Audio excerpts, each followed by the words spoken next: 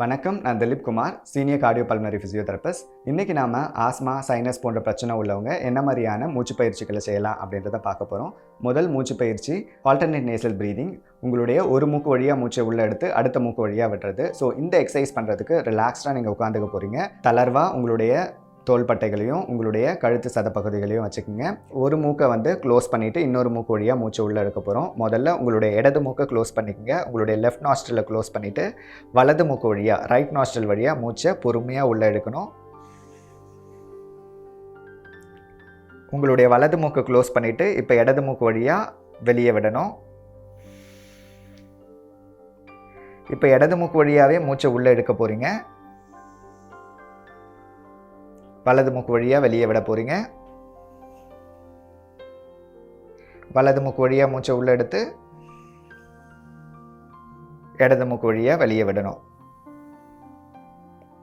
இதுபோல் 10 முறை நீங்கள் திரும்ப திரும்ப இந்த எக்ஸசைஸை செய்யலாம். ஸோ இந்த எக்ஸசைஸ் செய்யும் போது என்னென்னலாம் செய்யக்கூடாது அப்படின்றத கூடவே நம்ம கவனத்தில் கொள்ளணும். ஸோ இதை செய்யும் போது மூக்கை அழுத்தி ஆழமாக பிடிக்க வேண்டாம், லேசாக க்ளோஸ் பண்ணால் மட்டும் போதும். ஷோல்டர்ஸை ரொம்ப ஃபோர்ஸ் பண்ணி இழுக்கக்கூடாது. உங்களுடைய தோள்பட்டைகளை அப்படி இழுக்கக்கூடாது. இந்த மூச்சு பயிற்சி செய்கிறதுனால உங்களுடைய சைனஸ் ட்ராக்ட் அப்படின்னு சொல்லுவோம், சின்ன சின்ன காற்றுப்பைகள் உங்களுடைய மூக்கு துவாரங்களை சுற்றி இருக்கும். ஸோ அதை எல்லாத்தையும் நல்லா கிளியர் பண்ணுறதுக்கு நல்லாவே ஹெல்ப் பண்ணி கொடுக்கும். அதில் சளி தங்கிடுச்சு இல்லை கபம் சேர்ந்துருக்கு அப்படின்னும் போது உங்களுடைய நோய் எதிர்ப்பு சக்தியுமே கம்மியாகும், மூச்சு எடுக்கிற திறன் கம்மியாகிறதுக்கான சான்சஸ் நிறையவே இருக்குது.